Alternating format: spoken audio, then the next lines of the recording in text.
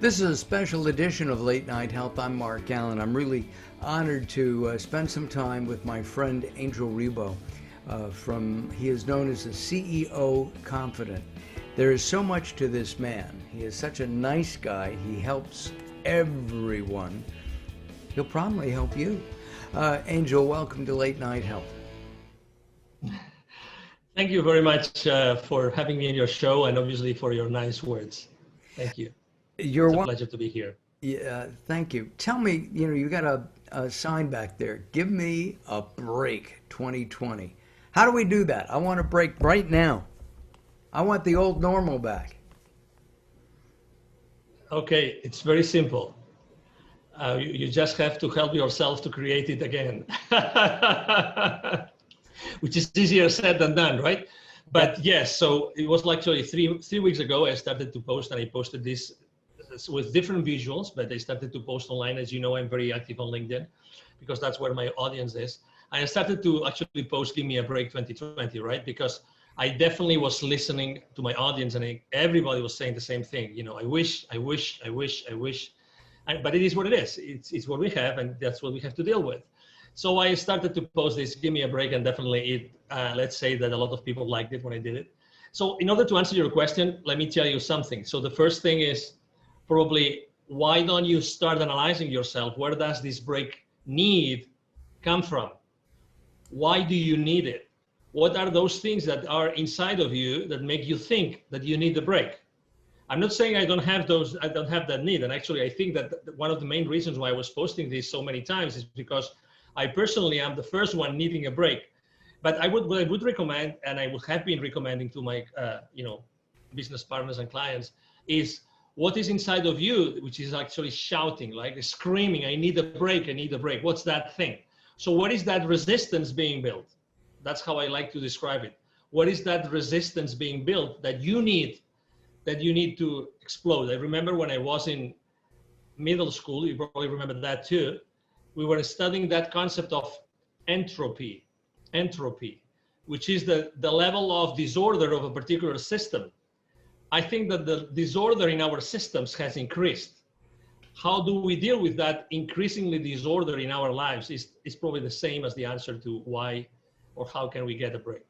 Do you need a break?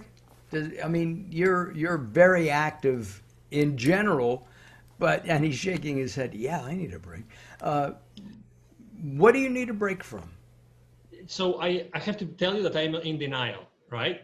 Because there's several people very close to me, they've told me I need a break, but I refuse to take it. And let me tell you why I refuse to take it. That happened to me also in 2009, interestingly enough, which was I was so proactively acting upon what I saw, the opportunities I saw in front of me, that I just couldn't stop. Literally, I just couldn't stop. Right now, since all this started, I'm growing my team, I'm growing my customer base, I'm growing so many things. And every single night I work, right now I'm working on 2 shifts for myself, but in 2 shifts. One is from 7 until 4 p.m. And the other one is from 7 p.m. until midnight, 1 a.m.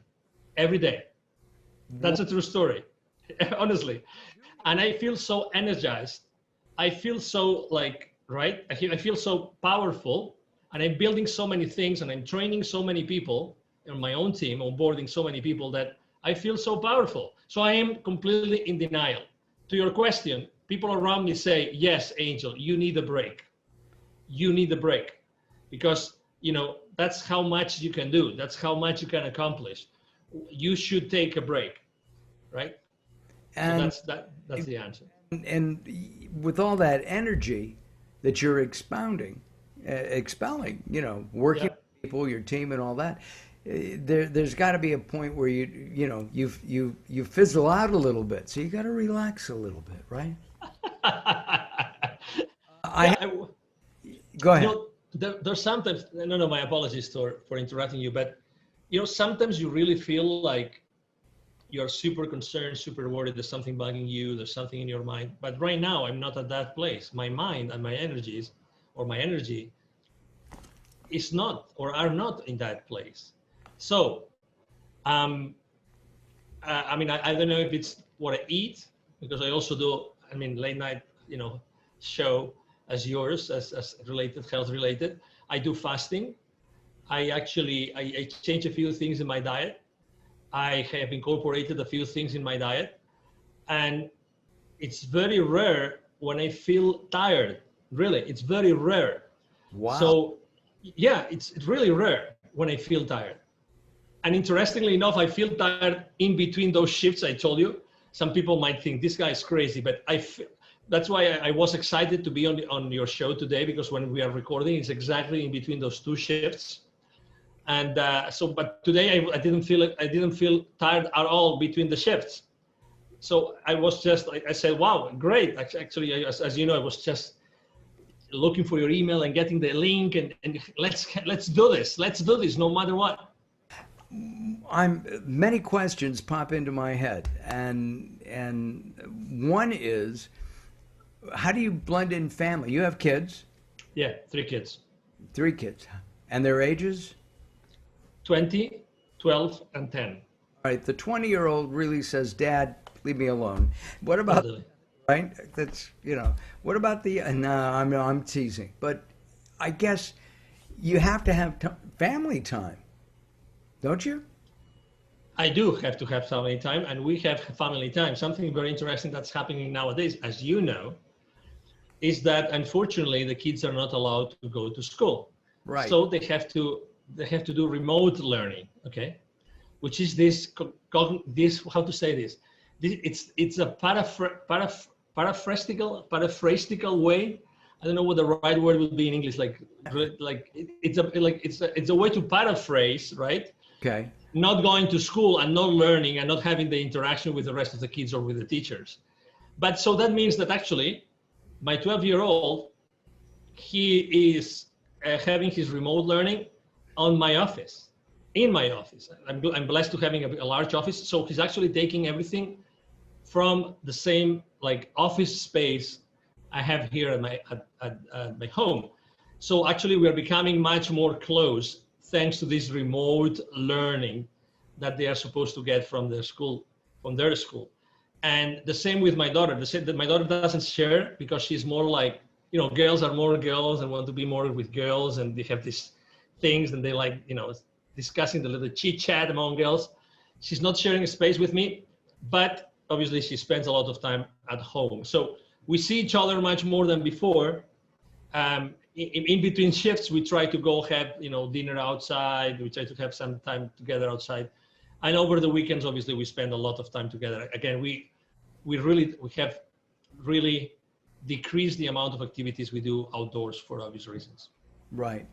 Are you afraid that your kids, as they grow up, and they're spread out over, a couple of years there, from your 20-year-old down to your 12-year-old, that they're going to miss some kind of relationship? Look, kids, at 12 years old, your daughter goes to school, she hugs her best friend. Next week, she's got a new best friend, and she hugs that one.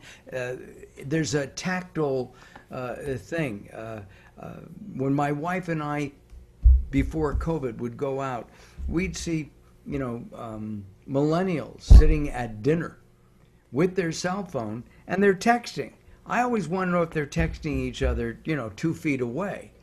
But to me, they're missing stuff. When we go out, when we used to go out, we talk.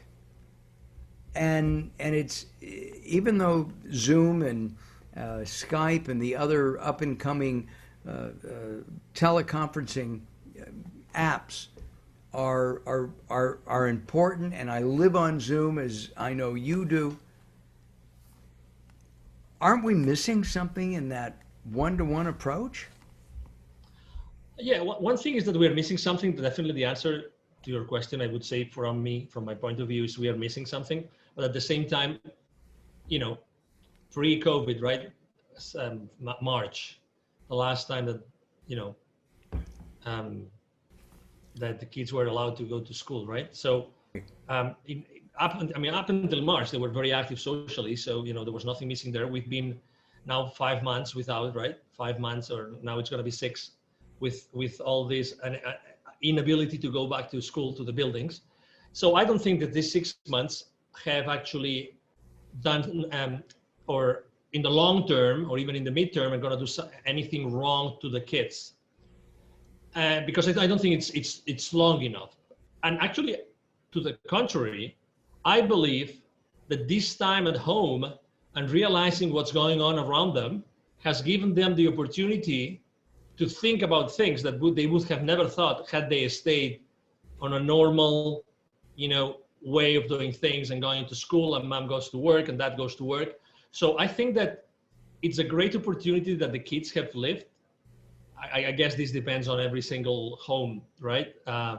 But I think that the thoughts and the ideas and the discussions conversations that they have had with us, with the parents at home, I think it's really important.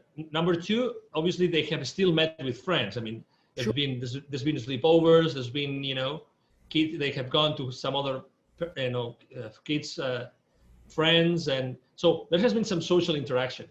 And right now, for instance, in Texas, they are talking about opening back schools. And yeah, I mean, we still have not decided. Yeah. Have you decided if you'd let your kids go back? Yeah, I mean, when they asked us to decide back in June, we said yes. We want them to go full speed to school. But then, I mean, I regret to say this, but if you asked 1,000 people on Earth, if you were an extraterrestrial and you came to Earth and you asked 1,000 people what do they think of COVID, you would probably get 1,000 different responses, right? Yes, absolutely. So it's the exact same thing about going to school. It's the exact same thing. So you asked the other day, I am very active on the school district here, very active with the schools. I've been volunteer. I go to the board meetings, everything. Every time I ask the same question to different officials from the same school district, from different campuses, I get different responses every single time. Every single time. I'm going to give you an example. Sure. I'm going to give you an example to your question.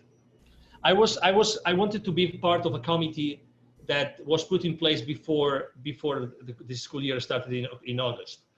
And that committee met, and it was the counseling committee of the school district. It was part of that committee. And the school official disclosed with us, the 70 parents that were part of that committee, he disclosed how many parents had said, we want our kids to go to school. We want them to go to school regardless. We want our kids to go to school. We don't know what the restrictions are going to be. We want our kids. 85%, he said, and he was so natural. He said, genuine. He said, I don't know how we're going to do it. I don't know how we are going to bring, and that was in July, early July. I don't know how we're going to bring 85% of the kids back to school. I have no idea how that's going to work. Fast forward, the school district decides there's going to be no face-to-face in-person school. Right. Because the parents had actually voted, and they voted 50-50. So we decided not to do it. And then and then you read a newspaper, local newspaper, and then you read the exact same thing. 50% of parents said, yes, we want our kids to go to school. 50% said no.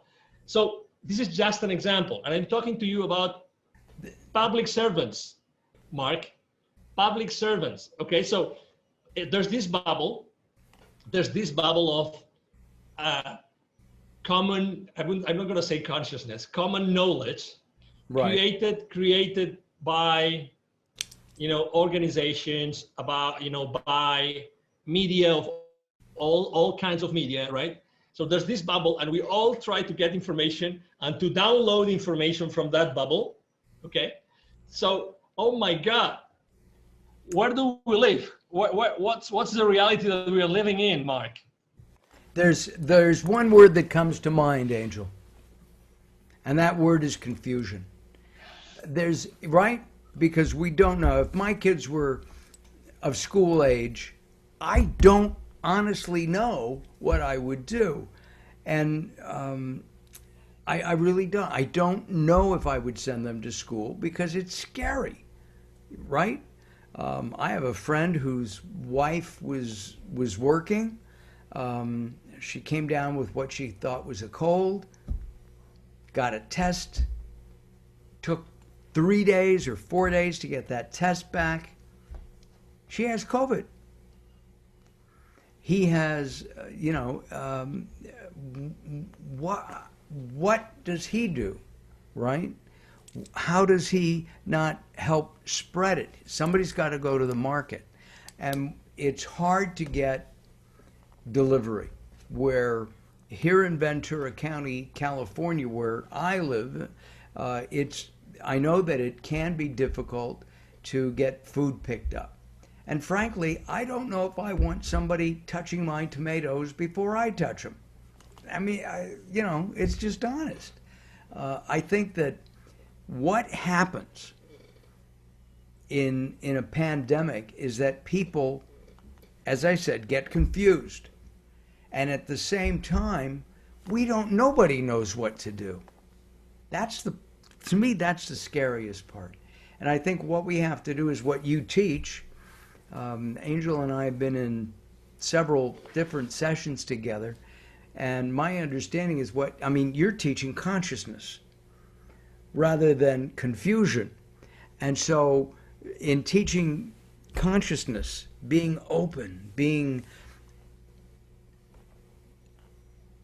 to people, being open to messages from the universe, God, I think that's important. And I think it may be especially important right now because we need that break. We do need that break. Mm-hmm. Yes, we all need that break. There's confusion, and confusion is how to say this again. Besides posting on "Give Me a Break 2020," I also the most common subject matter I've posted about is building bridges. Right. When you are in the world of business, and I started in Europe, and I've been since then always working like business to business. When you work with business leaders, right, they have always been exposed to a lot of distraction, a lot of details, a lot of disorder, a lot of confusion, right? And how have they dealt with this? How did they deal with similar situations before this all started? And I think that the response never before is inside of them. You were explaining a specific situation and the challenges behind that situation, right? So my question is, what could we do all together? What can you, Mark, together with me and many other people, what can we do together to put an additional source of clarity in the lives and the minds of these people that are listening to us? What can we do? I think clarity is a great word because we all need clarity.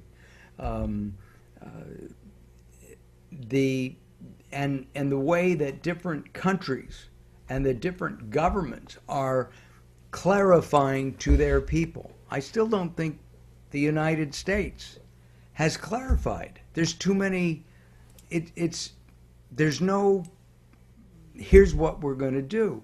I was talking to somebody in Australia a few days ago, and apparently the PM, Prime Minister of Australia, has made the following statements. If and when a vaccine is developed for COVID-19, it will be given free to anybody who wants it.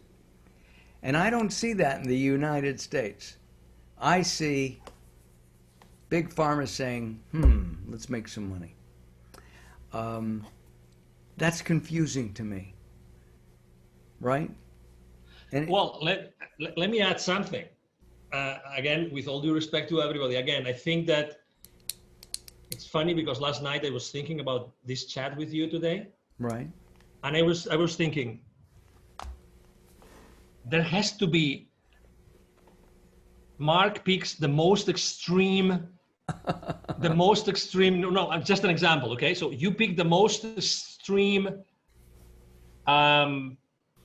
pro-vaccine liberal, blah, blah, blah, you name it. You pick the adjectives. And I pick the most conservative, person in the world, anti-vax, whatever. And I bring it to the table. You bring yours to the table. I bring that person to the table. You bring your person to the table. And our challenge is, how can we spend 1 hour together, all four of us, building bridges as opposed to criticizing each other and blaming each other for the opinion, for what's going on in the world? That would be adding clarity to this world. It would. But can you get people to sit down like that? Absolutely. Yeah. I think that the challenge will be yours. I think that the challenge is not for you to find it. The challenge is, how can you and I be the mediators of that conversation so that we show the world that even at the very opposites, we can still build something together, right, in order to generate clarity as opposed to uncertainty and confusion. Yeah. So that was my thought, really. That's what I was thinking. Our guest from the CEO is the CEO Confidant, not from the CEO Confidant. He works with CEOs all around the world, and he's sharing some insights today on what's going on in our crazy world. Angel and I met through at a workshop, several workshops at the EBC. We were in, were we in Oceanside and Sandy? Yes. Right? Oceanside, yeah. Oceanside and California. And it's been a couple of years. And we keep in touch, and then we lose touch, and now we're in touch again. And Angel recently helped me with my book, Growing Old Sucks, but it doesn't have to, and I really appreciate that. And then 2 years ago, I ran into, I think we were in, you were here in LA, in the LA area, and you introduced me to some people, and they said, if you ever come to Spain, look us up. And we planned a trip, and turns out that we spent the time in Nirja, which is where they live, and it was a great time. I wouldn't have gone into the caves of Nirja, which are phenomenal, had it not been for them. What are you doing now? You've mentioned building bridges. I know that in my business, which is video production and hosting, I've been going out and doing more and more interviews, as many as I can, to enhance my paid videos, because we all need money. So what kind of building bridge techniques have you developed so that people who are used to flying from Dallas, where you are, to Philadelphia to make a sale, they're now doing it through the computer? Mm-hmm. So the first thing I've done is I kind of tweak my strategy of what kind of content I share online. That's the first thing. Okay, so I have been more on the side of, personal, immediate, taking action kind of posts, in which the content is very simple, the ideas are very simple, they're very easy to digest graphically and visually, but they always have a message. And I have to tell you, people consistently, my audience consistently appreciates the fact that I'm not talking about complex things like as I used to do before. I'm now talking about more self-help motivational stuff, much more than business related, which I still do. But I think that people need more than ever, because they spend more time online. They need to hear, they need to listen and to read things more closer to their hearts. That's number one. Number two, and you mentioned it very well, it's funny how the stars align themselves. And, Mark and I had not spoken for a while, but, suddenly 3 or 4 different media like yours have picked up on me about conscious leadership. Totally. And actually that wasn't, I didn't have a branding campaign, positioning campaign like in the background, like pitching media, or no, it just came to me. It just came to me because probably what I was posting and when people see my videos and see my interviews and see my podcasts or see my content online, they know what I stand for. So, and again, going to the world of business, because as I said before, I work at the business to business environment or arena. Going to business, I think that business leaders now need to be conscious like never before. They need to hear different messages. And you, instead of working on their business, are you working with them to better understand themselves so that they can go back and work with their team? Absolutely. Absolutely. And not only that, that's why I say, I mean, I totally believe in the alignment of stars. If I told you that the business partners that they have today or clients they have today, most of them are also aligned to this vision of helping businesses more on the culture kind of thing, more on the, hey, let's build something together so that we can live together better, and that's extremely important. So it's funny that like I am attracting, there's this inertia coming behind me, which actually is overtaking me. It's overtaking me. That would be the right word to use, in that direction. So even my own business partners and clients, they are helping me do the same thing from a different perspective, but they're helping me do the same thing.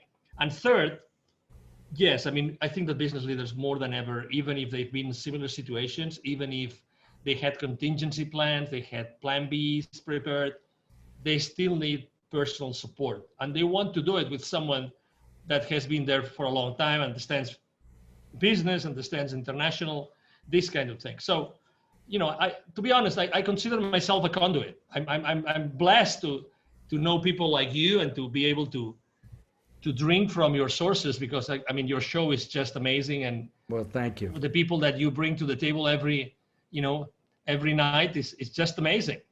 Well, so and we need the sources of wisdom more than ever before, Mark.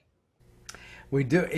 One of the things that Angel and I did, we worked with Gary Stewart in a constellation healing, and it's you kind of for me or for Angel, we don't know each other's in-depth history, but we would be asked a question and answer it as if we were part of in Angel's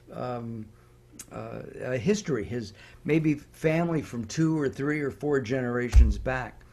And Angel was very complimentary, saying I hit the nail on the head. So, and I remember that specifically. Angel, we're out of time. We'll have to do this again. Let's not wait so long. Okay? You can count on me anytime, Mark. It's been a pleasure to be here. Thank you to your audience. Thank you for being patient to listen to me. And, if I can help them in any way, as they will know where to find me.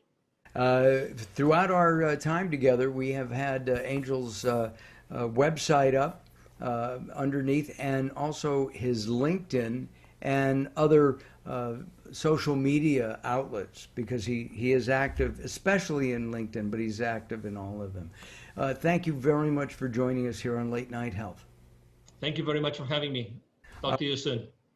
I look forward to it. I'm Mark Allen. Thanks for watching.